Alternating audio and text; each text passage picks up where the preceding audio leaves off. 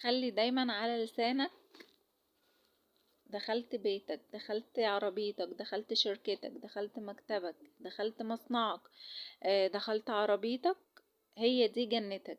دايما تقول بسم الله ما شاء الله لا قوة الا بالله. عايزة اقول لكم الدعاء ده حلو جدا، اي مكان تدخليه هو بتاعنا، هو مملكتنا، هو حياتنا، لازم نقول الدعاء ده. ربنا يجعل صباحكم كله خير وبركة وراحة بال وسعادة وهنا وفرح يا رب، اللهم امين. روتين تحفيزي كده تشجيعي لكل ست بيت شاطرة بتحب النظافة بتحب الترتيب.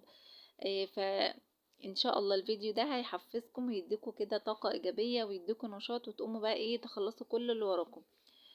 طبعا ده روتين صباحي. الولاد بقى نزلوا المدرسة، فأنا قعدت بقى. انتوا شفتوا طبعا شكل الأوضة في الأول، وهي بصراحة كانت محتاجة التنظيفة دي.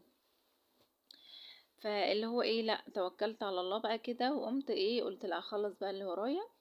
قمت بقى فتحت الشبابيك كده وشلت بقى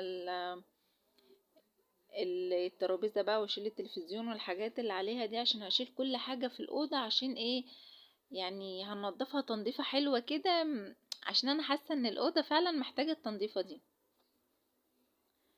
طبعا حابة اشكركم جدا على كلامكم الحلو في التعليقات، ربنا يبارك فيكم يا رب ويديمكم نعمة في حياتي، بحبكم جدا في الله. والله العظيم اليوم اللي بطلع معاكم وبتكلم معاكم فيه ببقى مبسوطة جدا وببقى فرحانة جدا، الحمد لله. ربنا بس يقويني ويقدرني ان انا افيدكم بكل حاجة حلوة، وان انا اعمل فيديوهات وكده، لان طبعا انتوا عارفين انا عندي اولاد مش لوحدي، محتاجين طبعا متابعة وفي دروس في مذاكرة، الحاجات دي كلها فبتاخد وقت مع التصوير والمونتاج، فالموضوع برضو اللي هو مش سهل وكده، فربنا يعيننا ويقوينا جميعا يا رب. هنا بقى خلاص فضيت الترابيزة وشلت السجادة وكمان شلت الستارة، وفوق التلاجة شلت المفرش، قلت اغسله برضو عشان مش نضيف، وفتحت الشباك التاني عشان الشمس تدخل كده تعقم لي الأوضة وكمان تغير الهواء بتاع الأوضة. بس خلصت بقى كده، وهنا بقى ابتديت اشيل الملايات والخداديات والاكياس بتاعتها علشان يتغسلوا. بصوا بصراحة انا الأوضة ما كانتش عجباني خالص، كنت حاسة ان هي محتاجة التنظيفة دي. قلت لا اقوم بقى كده اتشجع واتنشط اعملها قبل الجو ما يشتد قبل ما ندخل في الساعة الجو اللي هو الساعة قوي ده. بس هنا بقى هشيل المراتب،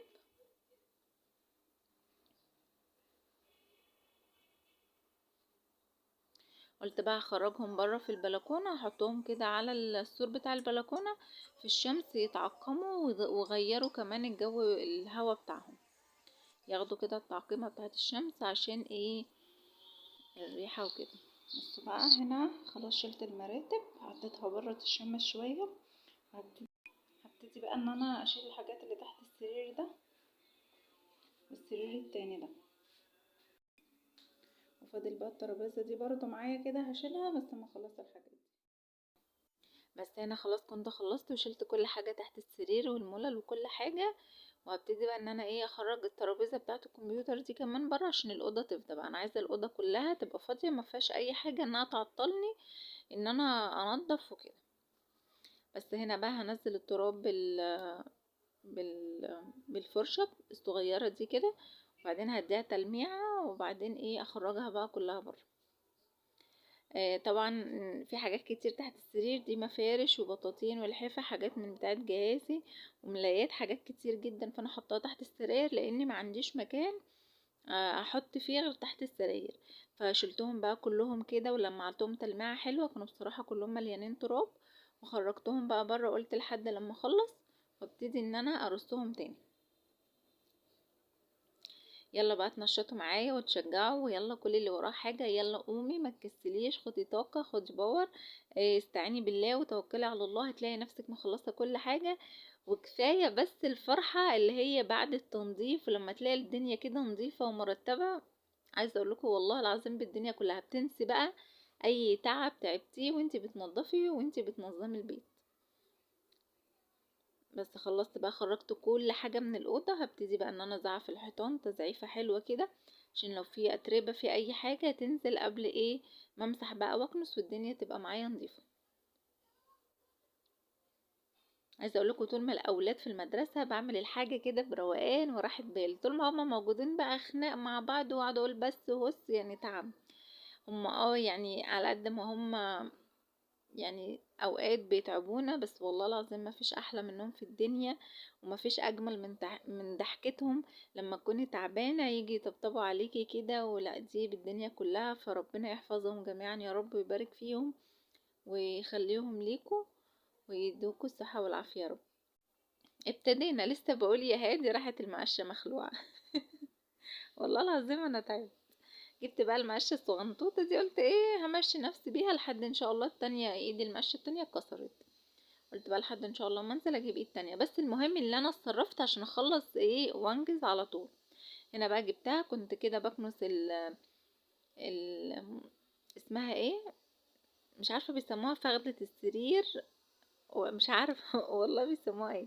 المهم يعني زعفت كده السرير، الاحرف اللي فيه دي عشان برضه فيها تراب، عشان تبقى كمان معايا نظيفه. مش عارفه انا ايه حكايتي بصراحه مع المقشات، ما بتعمرش معايا مقش. بس هنا بقى شلت كده السرير. بصوا بقى عايزه اقول لكم اقسم بالله الاوضه انا مش عارفه ايه ده، كانت مش نظيفه خالص مع اني بنضفها على طول، بس هي التنظيفه العميقه دي يعني لازم بعملها كده كل فتره، بتفرق معايا جدا. وكمان كنست الوزر بتاع الاوضه ده لان كان عليه كميه تراب رهيبه بصراحه. بس هكنس بقى كده من ورا السرير عشان الاوضه تبقى معايا كلها مكنوسه ومفيش تراب.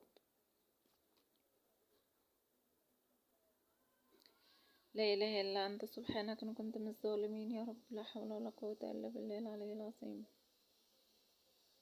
بس خلصت بقى، هبتدي ان انا اعمل ايه على اعمل بقى الناحيه التانية، ناحيه السرير التاني. عايزه اقول لكم اليوم ده كان الجو هوا وكان الجو برد، بس لما انا اشتغلت بقى وخلصت كل اللي ورايا عايزه اقول لكم والله ولا حسيت ببرد ولا حسيت بتعب ولا اي حاجه. كفايه النتيجه ان انا وصلت لها في الاخر. هنا بقى بصوا كميه الحاجات اللي طالعه من الاوضه بقى، يعني والله العظيم ايه ده اكني كنت سايباها ومسافره. بس هنا بقى كنت بكنس ورا الباب علشان برضو ايه اكيد في تراب ورا الباب وكده.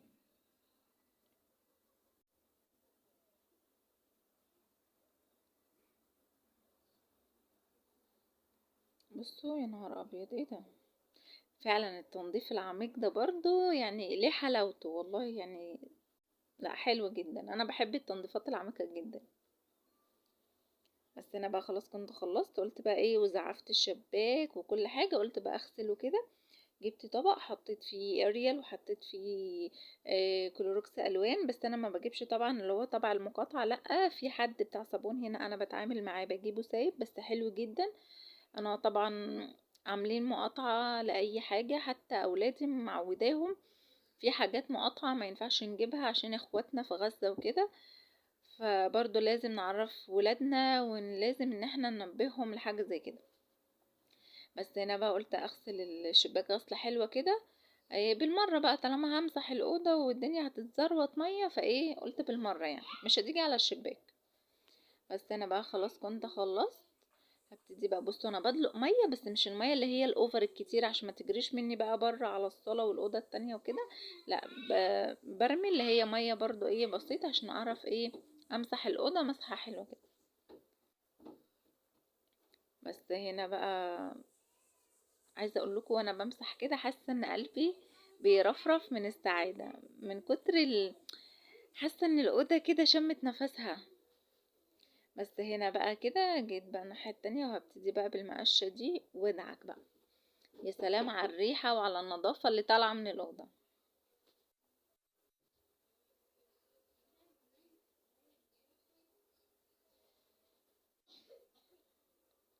استاهل بقى لايكات كتير على الفيديو ده ولا ما استاهلش؟ وعايزاكم بقى ايه تعلقوا لي كده بكومنت قمر حلو كده زيكم يكبر الخاطر. ربنا يكبر بخاطركم دايما يا رب. ولو انتي لسه اول مرة تشوفيني اشتركي في القناة وفعلي زر الجرس عشان يوصل لكم مني كل جديد ان شاء الله. وزي الفل. نقلت بقى التلاجة، ونقلت كمان السراير كده. قلت ايه تغيير، قلت تغيير كده وكده. وكده الدنيا بقت معايا احلى. اسيب بقى الارض ما تنشف وارجع الحاجه اللي تحت السرير مكانها والمولر بعدين. ايه رايكم بقى في النظام كده؟ حلو. حلو عجبكم؟ بس الأول كان أحسن. ما انا قلت تغيير بقى، يعني مره يعني شويه كده وشويه كده نغير عشان ما نحسش ان احنا زهقانين، نحس كده بتغيير في الاوضه. بس فقلت يعني اعمل حاجه مختلفه شويه. خلاص فكده حلو. اوكي تسلم ايديك. تسلمي يا حبيبتي. تسلم ايديك. هنا بقى كنت مسحت الأوضة وخلصت وفضلت فاتحة الشباك. طبعا كان الظهر أذن، قلت هروح أصلي بقى عقبال ما الأوضة تنشف خالص. عقبال ما صليت وخلصت الحمد لله. كان الولاد جم من المدرسة بقى فخدت رأيهم. ايه رأيكم كده؟ بس هنا بقى خلاص كنت خلصت الحمد لله، وفرشت الأوضة وفرشت كمان الستاير دي. بصوا بقى، ولمعت كل حاجة وحطيت المفارش البيضة دي وشلت كمان المفارش البني. بصوا ما شاء الله اللهم بارك. عايزه اقول لكم مبسوطه قوي قوي قوي قوي. الحمد لله، اللهم لك الحمد ولك الشكر يا رب. فرشت بقى الملايه دي، بحبها قوي وبحب لونها مع الستاير، بتبقى حلوه قوي بصراحه. بصوا بقى الاوضه كده كل حاجه فيها بتلمع. كل حاجه فيها نظيفه، لا حاجه بصراحه زي الفل. حطيت بقى الشجره دي هنا كمان، تدي كده روح حلوه للمكان وتدي طاقه ايجابيه. واللون الاخضر عامه في اي حته بيدي راحه نفسيه كده، فانا بحبه قوي. وفرشت كمان المفرش ده على التلاجة لحد ما اغسل التاني، وحطيت الاباجورة فوق التلاجة، ولمعت التلاجة كده برضو من بره عشان تبقى معايا نضيفة. بصوا بقى ما شاء الله اللهم بارك. وهنا حطيت الفازة دي بالورد اللي عليها ده، ولمعت كمان البراويز دي معايا. وهنا القطة دي غسلتها وحطيتها كده على التلفزيون، قلت تغيير. ولمعت كمان معايا الترابيزة والحاجات اللي عليها. وكده بقت يعني الأوضة ما شاء الله اللهم بارك حلو قوي. هنا بقى فرشت السجاد ده لأن السجاد التاني مش نضيف لسه هيتغسل، فقلت افرش السجاد ده طبعا لأن الجو ساقع، مش هينفع ان انا اسيب الأوضة من غير سجاد. بس والله لايق برضو، شكله حلو شغال مش هيقول لا.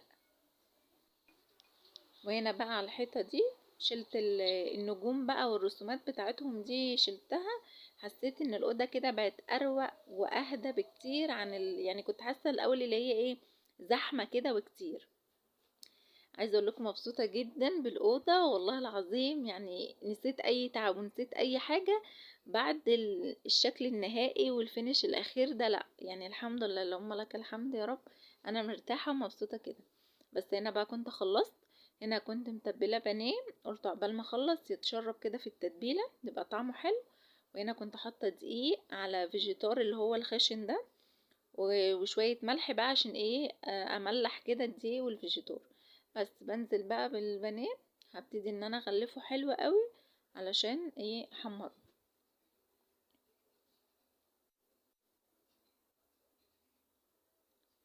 بس جبت طاسة بقى عندي هنا فيها الزيت، هسيبها لحد لما تسخن وهبتدي ان انا انزل بالبانيه. انا بصراحة قمت قلت احضر الغدا الاول علشان خاطر التنظيف العميقة دي بتاخد وقت، وعقبال ما اخلص يعني يكون الغدا بتاعي جاهز، اللي هو بعمل اكل سريع وبسرعة علشان ما اقفش كتير في المطبخ. وبرضو ان انا مظلمهمش معايا في موضوع الغدا وما اعملش اكل، لان برضو هما بيصعبوا عليا، بيبقوا جايين من المدرسة عايزين ياكلوا لقمة حلوة عشان يقدروا يركزوا كمان في المذاكرة والدروس والحاجات اللي وراهم. بس هنا بقى ابتديت انزل بالبانيه وبوطي عليه شوية عشان يستوي براحته وكمان ياخد معايا لون حلو كده. دايما واحنا بنعمل اي حاجة نسمي الله كده عشان ربنا يعني بحس ان التسمية كده بتدي بركة للحاجة، فدي حاجة حلوة قوي. بصوا بقى شكل البانيه تحفة ومقرمش ولونه اصفر كده ما شاء الله اللهم بارك عليه. وكان طعمه في منتهى الجمال. عايزه اقول لكم ان هو عجب الولاد قوي. هنا بقى كنت سالقه معايا مكرونه سباكيتي والصلصه معايا كانت جاهزه. بصوا بقى المكرونه مفلفله وحلوه ازاي، حتى لو شلتيها في التلاجة لمدة يومين هتفضل معاكي بنفس الطريقة مفلفلة ومش معجنة خالص. قلبت بقى المكرونة هنا في الصلصة وهبتدي بقى ان انا افرغ في الاطباق، وكده هيكون الغدا معانا خلص.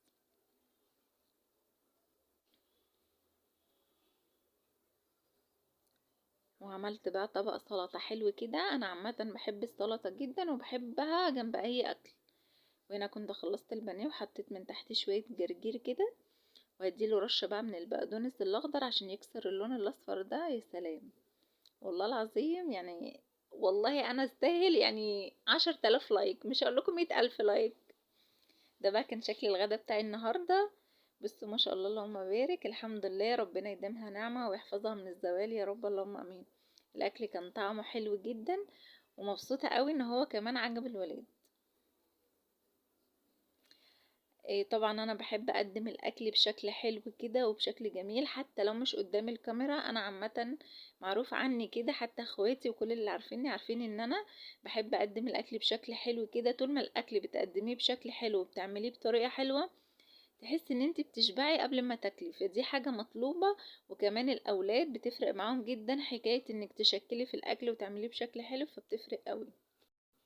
هنا بقى كان عندي كام استفندية كده، على كام كوكا، على واحدة كانتالوب، قطعتهم وحطيتهم بقى في الصينية، وقلت انا اكلهم كده بعد الغدا. الحمد لله، فضل ونعمة.